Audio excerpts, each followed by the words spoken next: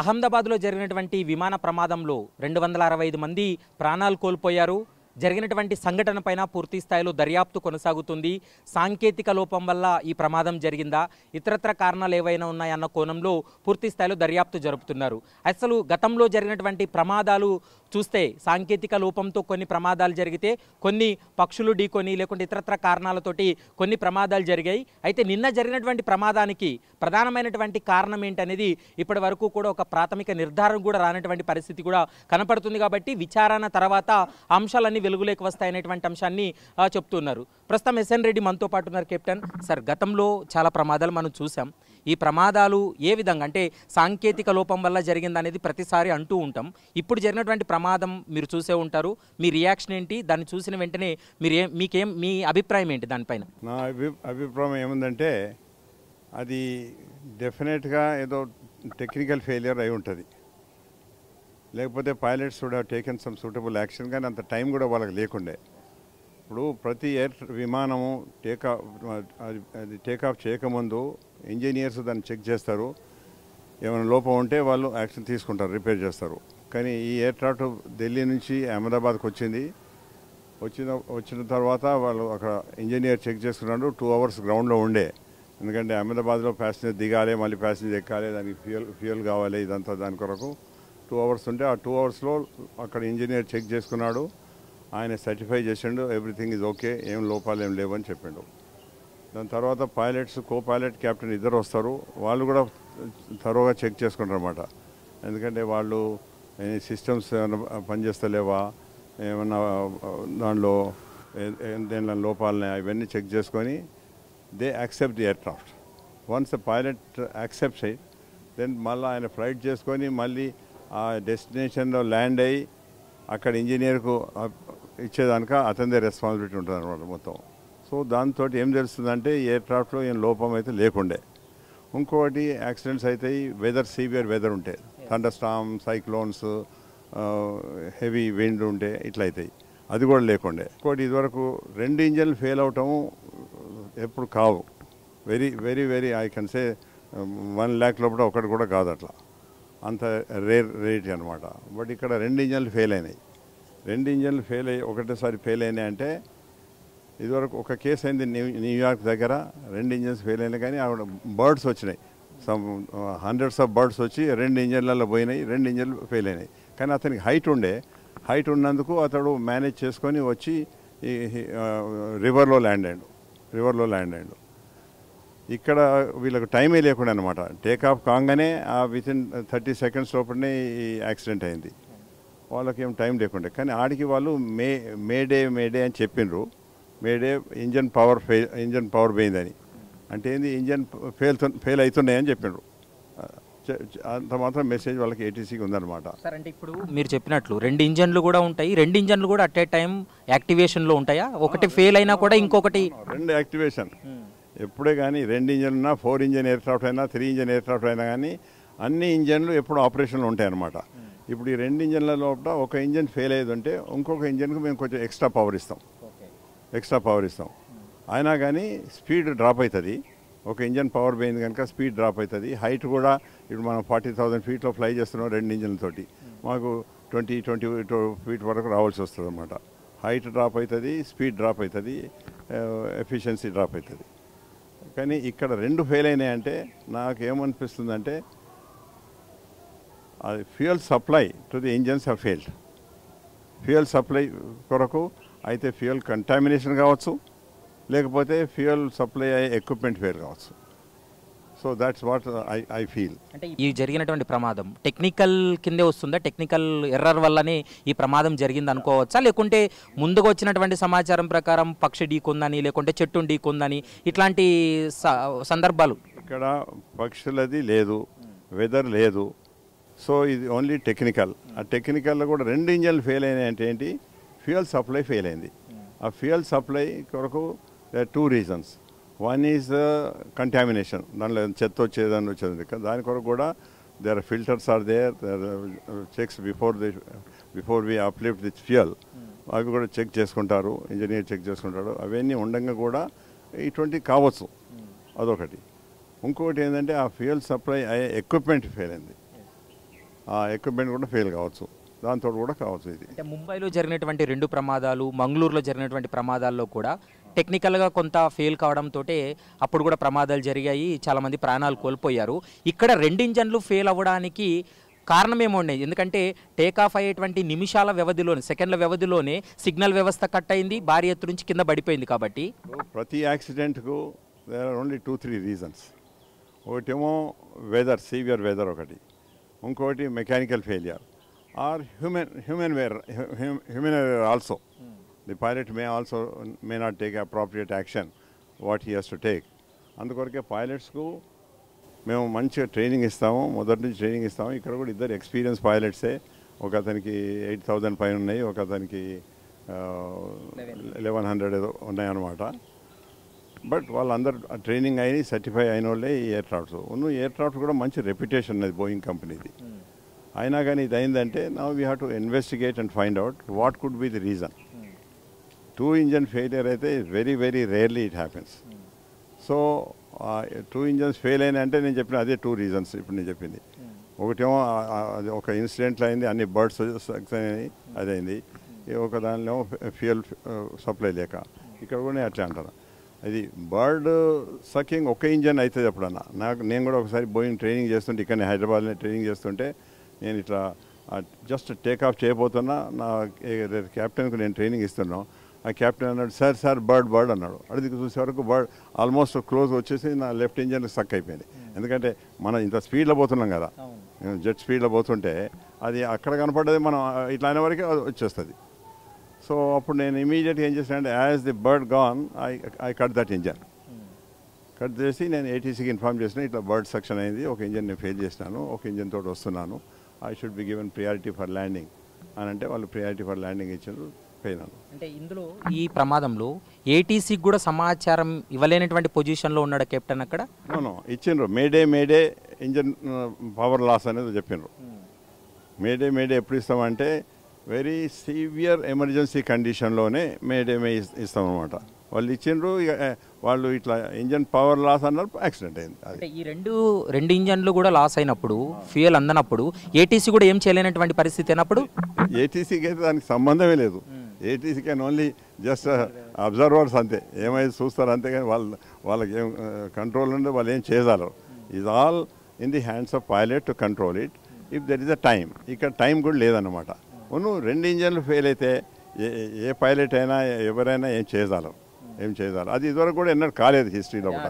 నేను అదే నెక్స్ట్ అడగబోతున్నా. ఇంత పెద్ద ఎక్స్పీరియన్స్లో మీరు 2 ఇంజన్లు ఫెయిల్ అయ్యి ప్రమాదం జరిగి కుప్పకూలి పడిపోయి ఇంతమంది ప్రాణాలు కోల్పోయిన పరిస్థితి ఉందా?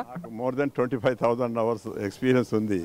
They can say one of the top people in the country, and even నాకు ఇంటర్నేషనల్ అవార్డు కూడా వచ్చింది.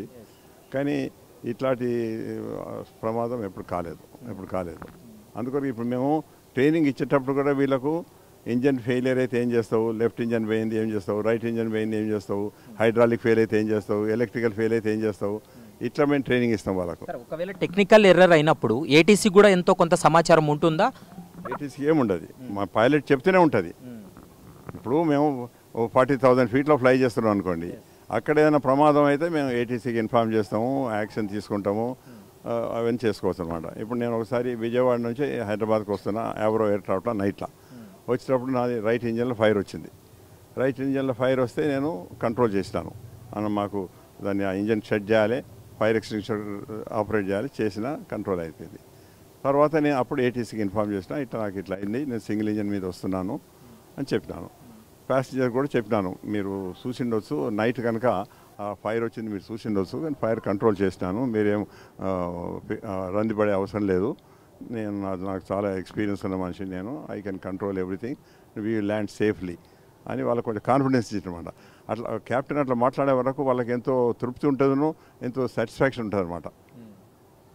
తర్వాత అది నైట్ కదా, అక్కడ లైటింగ్ ఉండే, ఇటు చెక్ అండ్ లైటింగ్, అట్లా లైటింగ్ ఉండే, వాళ్ళు ఎయిర్ హోస్టెస్ చెప్తున్నాడు, అయ్యో వెదర్ కూడా మంచిగా లేదు అని భయపడ్డారట. అయితే నేను దాని కొరకు కూడా మళ్ళీ నేను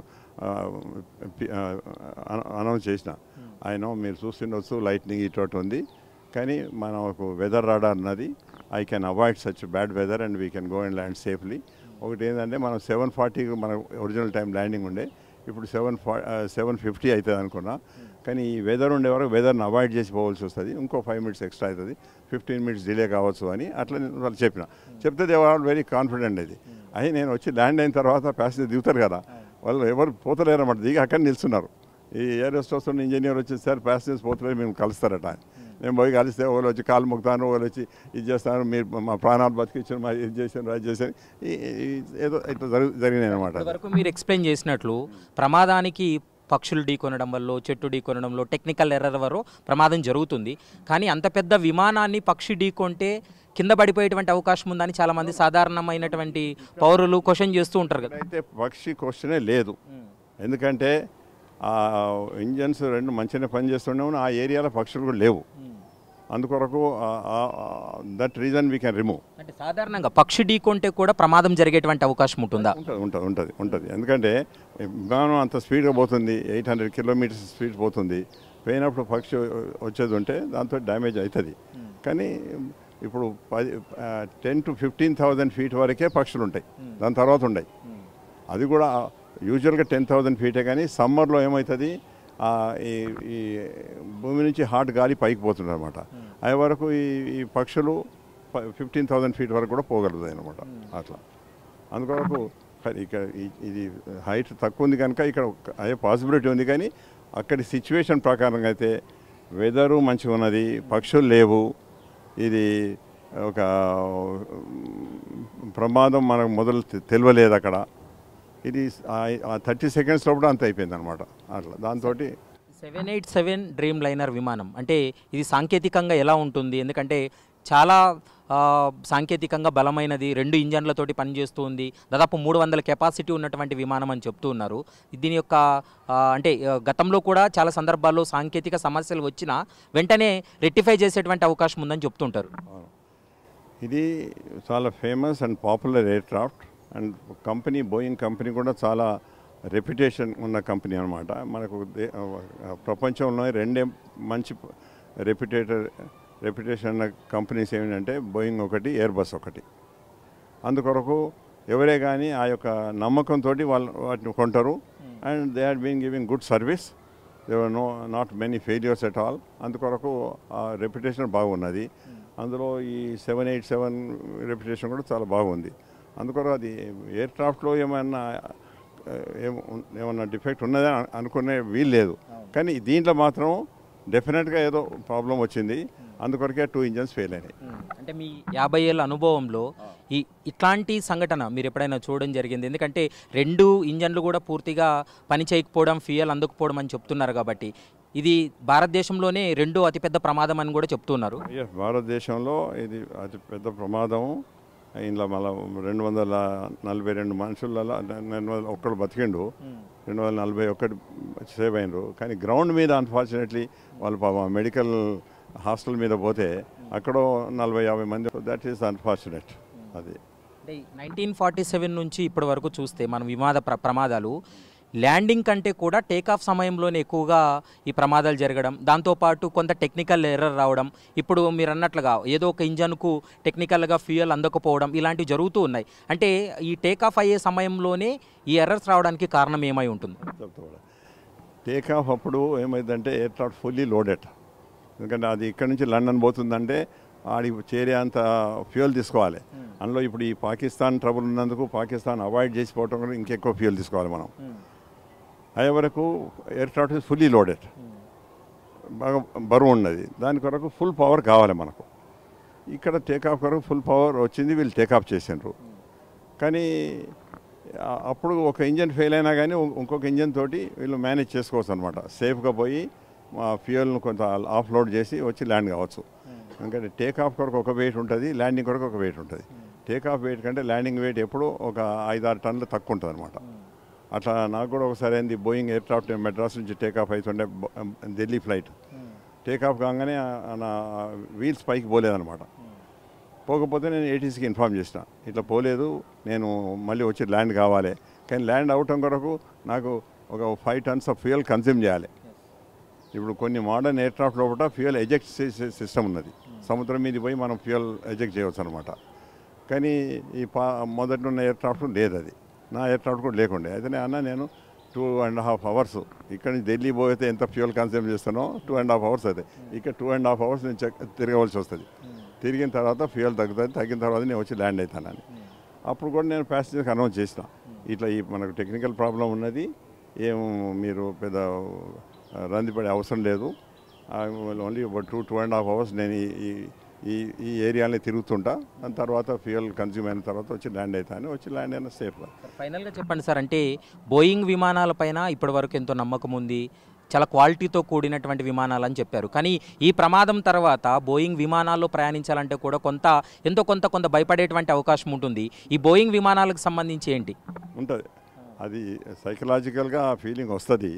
ఎప్పుడు ఏ యాక్సిడెంట్ అయినా కానీ అసలు ఎయిర్ ట్రావెలే చేయొద్దు అనుకుంటారు కొంతమంది, విన్నారా? అయితే నేను ఒకసారి మన ఇక్కడ administrative staff college of India ఉన్నది, అందరూ ఐఏఎస్ ఆఫీసర్స్ ఉంటారు, అక్కడ నన్ను పిలిచి ఏదో లెక్చర్ ఇవ్వండి, లెక్చర్ ఏంటి పోతే నేను అన్నాను, అన్ని ప్రయాణాలలో air travel is very very safe అని చెప్పిన. అయితే వాళ్ళని అట్లా సార్ ఇన్ని యాక్సిడెంట్స్ అవుతున్నాయి కదా అంటే, ఈ మీకు బస్ యాక్సిడెంట్, రోడ్ మీద యాక్సిడెంట్స్, ట్రైన్ యాక్సిడెంట్స్ అయితే దానికి పెద్ద పబ్లిసిటీ రాదు, కానీ ఎయిర్ యాక్సిడెంట్ అయ్యే వరకు మొత్తం వరల్డ్ అని తెలుస్తుంది. ఎందుకంటే అలా ట్రావెల్ చేసే వాళ్ళు పెద్ద చాలా ఇంపార్టెంట్ మనుషులు ఉంటారు కనుక దాని యొక్క పబ్లిసిటీ ఎక్కువ వస్తుంది. అయితే నేను అన్నాను, ఎందుకు సేఫ్టీ అని నేను చెప్తున్నా అంటే, ఇప్పుడు ఇక్కడ నుంచి మీరు ఢిల్లీ పోవాలంటే 2 అవర్స్ లోపల మీరు చేరుతారు. అంటే మీ యొక్క రిస్క్ ఓన్లీ 2 అవర్స్. అది మీరు ట్రైన్లో పోతే మీరు 36 అవర్స్ అవుతుంది, రోడ్లో పోతే 48 అవర్స్ అవుతుంది. So your risk is so much. దీని రిస్క్ అంటే వాళ్ళందరూ సపోర్ట్ కొట్టారు, చాలు సార్ మీరు చెప్పింది చాలా బాగుంది, కానీ మరి ఎయిర్ అనే వరకు అందరు భయం అవుతుంది అని చెప్పారు. ఇట్లాంటి ప్రమాదాలు జరిగినప్పుడు బ్లాక్ బాక్స్ను డీకోడ్ చేస్తూ ఉంటారు. డీకోడ్ చేసిన సమయంలో ఆ టైంలో ప్రమాదం జరిగేటువంటి టైంలో వీళ్ళ అరుపులు కానీ లేకుంటే వీళ్ళు ఏం జరిగింది అనేటువంటి వాయిస్ కూడా రికార్డ్ అవుతుందని చెప్తూ ఉంటారు. ఈ యొక్క బ్లాక్ బాక్స్ డీకోడ్ చేసిన తర్వాత దానికి సంబంధించినటువంటి కాజ్ ఏంటని తెలిసేటువంటి అవకాశం ఉంటుందా? ఉంటుంది. ఇప్పుడు దాన్ని బ్లాక్ బాక్స్ అంటారు, కానీ అసలు దాని కలర్ ఆరెంజ్ కలర్ ఉంటుంది. దానిలో కూడా 2 ఉంటాయి, కాక్పిట్ వాయిస్ రికార్డర్ ఒకటి ఉంటుంది, DFDR అంటారు, అది డిజిటల్ ఫ్లైట్ డేటా రికార్డర్ అంటారు. దానిలో అన్ని పారామీటర్స్ ఉంటాయి అన్నమాట. ఇప్పుడు ఈ ఎయిర్ క్రాఫ్ట్స్ కూడా తీసిన తర్వాత చూస్తే, ఇప్పుడు సాధారణంగా ఏదైనా యాక్సిడెంట్ సముద్రం మీద అయింది, ఆ పర్వతాల మీద అయింది అంటే ఆ ఎక్విప్మెంట్ దొరకడానికి మనకు టైం దొరుకుతుంది, దొరకకపోవచ్చు కూడా. ఇక్కడనే ల్యాండ్ మీద అయింది, దగ్గరలో అయింది కనుక అది హాఫ్ అన్ అవర్లో ఆ మంట బొంగనే వాళ్ళు దాన్ని తీసుకుంటారు. అది ఫైర్ తోటి కూడా దానికి ఎఫెక్ట్ కాదు, అంత దాన్ని ఒక సిస్టమ్ ఉంటుంది అనమాట. నీళ్ళల్లో కూడా అది 2 రోజులు నీళ్ళల్లో ఉన్నా కానీ దాని ఏం ఎఫెక్ట్ కాదు. సో అందుకొరకే ఈ ఎక్విప్మెంట్ ఏం చేస్తారు, ఆ టేల్ ఉంది కదా, టేల్లో పెడతారు. ఇప్పుడు మీరు యాక్సిడెంట్ అయింది ఎయిర్క్రాఫ్ట్లో, అంత డ్యామేజ్ అయింది కానీ టేల్ డ్యామేజ్ కాదు, టేల్ లాస్ట్ థింగ్ టు డ్యామేజ్. అది చాలా సేఫ్ ప్లేస్లో ఆ ఎక్విప్మెంట్ ఉంటుంది అనమాట. ఆ ఎక్విప్మెంట్ తీస్తే మనకు రేపు అన్నీ తెలుస్తాయి. 90% of the cause of the accident will be known there. ప్రయాణికులు ఆ టైంలో వాళ్ళు ఏం మాట్లాడారు, వాళ్ళ అరుపులు కానీ ఇవన్నీ కూడా రికార్డ్ అయ్యేటువంటి ఛాన్స్ ఉంటుందా? ఇది ఓన్లీ కాక్పిట్ యొక్క వాయిస్ రికార్డ్ అవుతుంది. కాక్పిట్లో ఇద్దరు కెప్టెన్స్ ఏం మాట్లాడుకున్నారు, వాళ్ళు ఏం చెప్పిండ్రు, ఏటీసీకి ఏం చెప్పిండ్రు, ఏటీసీ వాళ్ళు వీళ్ళకి ఏం చెప్పిండ్రు, అదంతా రికార్డ్ అవుతుంది. కానీ ప్యాసింజర్ తోటి అది రికార్డ్ కాదు. ప్యాసింజర్స్కి అలర్ట్స్ చేయడం కానీ ఇట్లాంటివి రికార్డు, అది మేము అనౌన్స్ చేసింది మాత్రం రికార్డ్ అవుతుంది. ఇప్పుడు నేను చెప్పిన కానీ విజయవాడ నుంచి వస్తుంటే ఇంజన్ ఫైర్ అయితే నేను మాట్లాడిన కదా ప్యాసింజర్, అదంతా రికార్డ్ ఉంటుంది, కానీ ఇక్కడ ఏం మాట్లాడే టైమే లేదనమాట వీళ్ళకు. పాపం ఇటు జస్ట్ టేకాఫ్ అవుతున్నారు, అన్ఫార్చునేట్లీ 2 ఇంజన్స్ పోయినాయి. వాళ్ళ చేతి ఇంకేం లేదు, ఇది beyond their control, no one can do. ఆయన ఎంత మంచి పైలట్ లాగానే ఏం చేయగలడు. అది అంటే ఇలాంటి టెక్నికల్ ఎర్రర్స్ వచ్చిన సమయంలో పైన వాళ్ళు ల్యాండింగ్ చేయాలంటే ఎక్కడ ఏ ప్రాంతంలో అనువుగా ఉంటుందనేది ఏమన్నా వాళ్ళు చూసుకునేటువంటి అవకాశం ఉంటుందా? ఇటువంటి సిచ్యువేషన్లు అయితే 30-40 సెకండ్స్ అయ్యేది, you are just going straight only ఇటు పడతారు అంతే. ఇక తిరిగిపోయి చేసే అదంతే ఉండదు. ఇప్పుడు నేను అన్నట్టు ఇప్పుడు నాకు ఒక బర్డ్ ఒక ఇంజక్షన్ అయితే నేను ఒక ఇంజన్ కట్ చేసినాను, అప్పుడు నాకు టైం ఉంటుంది, మంచిగా పోతాను, నేను ఏటీసీ చెప్తాను, ఒక ఇంజన్ పోయింది, ఒక ఇంజన్ తోటి వస్తున్నాను, నాకు ప్రియారిటీ ఇవ్వాలి, ఇదే అంతా చెప్పే టైం ఉంటుంది. కానీ ఈ సిచ్యువేషన్లో అటువంటి టైమే లేదనమాట. అది ఫైనల్గా చెప్పండి సార్, ఈ ఎపిసోడ్లో ఇన్వెస్టిగేషన్ అంతా పూర్తి అయ్యాయి, ప్రమాదానికి కారణం ఏంటని తెలియడానికి ఎంత సమయం పట్టేటువంటి అవకాశం ఉంటుంది? కొన్ని సంవత్సరాలు పడుతుందని చెప్తూ ఉంటారు కాబట్టి దానికి ప్రైమరీ ఇన్వెస్టిగేషన్ ఏమన్నా ఉంటుందా? మొదలు మనకు ఈ decoding of cockpit voice recorder కానీ DFDR కానీ మన కంట్రీలో లేకుండే. నేను డైరెక్టర్ ఫ్లైట్ సేఫ్టీగా పనిచేసినప్పుడు నేను ఆ ఎక్విప్మెంట్ మన దగ్గర కూడా పెట్టించినాం. ఇప్పుడు ఇండియాలో ఉన్నాయి, ఎయిర్ ఇండియాలో ఉన్నాయి, వేరే కొన్ని పెద్ద ఎయిర్లైన్లు కూడా ఉన్నవి. అందుకొరకు అది ఆ బ్లాక్ బాక్స్ తీసుకుపోయి అది డీకోడింగ్ చేస్తాము. మేబీ 2-3 డేస్ కావచ్చు, బట్ వచ్చేస్తుంది ఇన్ఫర్మేషన్. దాని తర్వాత ఏమైంది అంటే మ్యానుఫ్యాక్చరర్స్ వస్తారు, వాళ్ళు కూడా ఇన్వాల్వ్ కావాలి. ఎందుకంటే వాళ్ళు చెప్తారు కానీ మా ఎక్విప్మెంట్ డిఫెక్ట్ కాదంటారు. So we have to prove that it is defect of your అని investigating officer have to do.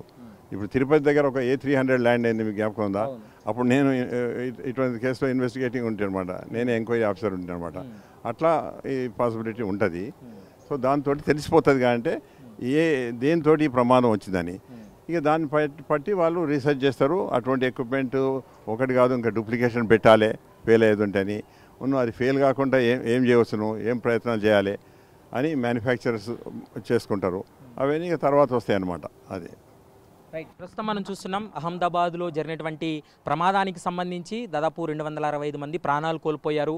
ఈ ప్రమాదానికి కారణం ఏంటనేది 2-3 రోజుల ఇన్వెస్టిగేషన్ తర్వాత ఒక నిర్ధారణకు వచ్చేటువంటి అవకాశం ఉంటుంది. ఎందుకంటే ఈ యొక్క బ్లాక్ బాక్స్ ఏదైతే ఉందో ఆ బాక్స్ను డీకోడ్ చేస్తే అక్కడ పైలట్ కావచ్చు, కో పైలట్ కావచ్చు, కెప్టెన్ ఏం మాట్లాడారు అనేటువంటి రికార్డు కూడా అందులో ఉండేటువంటి అవకాశం ఉంటుంది. దాన్ని డీకోడ్ చేసిన తర్వాత ప్రమాదానికి కారణం ఏంటనేది ఒక అంచనాకు వచ్చేటువంటి అవకాశం ఉంటుంది. ముఖ్యంగా ఇలాంటి ప్రమాదాలు జరిగినటువంటి సమయంలో టెక్నికల్ ఎర్రర్ కావచ్చు, మరోవైపు పక్షులు ఢీకొట్టినటువంటి సమయంలో కావచ్చు, లేదా వాతావరణం ప్రతికూల పరిస్థితి ఉన్నటువంటి సమయంలో కొన్ని సందర్భాల్లో ఇలాంటి ప్రమాదాలు జరుగుతూ ఉంటాయి. కానీ ఇప్పుడు నిన్న జరిగినటువంటి ప్రమాదానికి సంబంధించి అయితే మాత్రం ఒకటి క్లియర్గా అర్థమవుతుంది. ఒక విమానానికి 2 ఇంజన్లు కూడా వర్క్ అవుతాయి, 2 ఇంజన్లు కూడా యాక్టివేషన్లో ఉన్నాయి. కానీ ఫ్యూయల్ అందడంలో అక్కడ ఎర్రర్ ఉంది, ఫెయిల్ అయ్యడం వల్లనే ఒక్కసారిగా ఈ ప్రమాదం జరిగిందనేటువంటి అంశాన్ని ఇప్పటికే నిపుణులు కూడా స్పష్టంగా చెప్తున్నారు. ఇక బ్లాక్ బాక్స్ ఓపెన్ చేసి డీకోడ్ చేస్తే తప్ప అక్కడ కెప్టెన్ కావచ్చు, కో పైలట్ మాట్లాడినటువంటి వాయిస్లు బయటకు వచ్చేటువంటి అవకాశం అయితే కనపడుతుంది. ప్రస్తుతం ఈ కేసుకు సంబంధించి టెక్నికల్ ఎర్రర్ వల్లనే ఈ ప్రమాదం జరిగింది అనేటువంటి అంశాన్ని ప్రస్తుతం ప్రాథమికంగా గుర్తించడం జరిగింది. ఎందుకంటే ఏదైతే విమానం టేకాఫ్ అయిన తర్వాత కొన్ని సెకండ్లలోనే ఆ సిగ్నల్ వ్యవస్థ కట్ అయిపోయింది. ఏటీసీకి కూడా సమాచారం ఇచ్చేటువంటి పరిస్థితి కూడా లేదు. ఇచ్చినప్పటికీ కూడా వెంటనే రెక్టిఫై చేసేటువంటి పరిస్థితి కూడా లేదనేది నిపుణులు కూడా స్పష్టం చేస్తున్నారు. Video journalist ప్రమోద్తో Praveen Kalavala, ABN Andhra Jyothi, Hyderabad.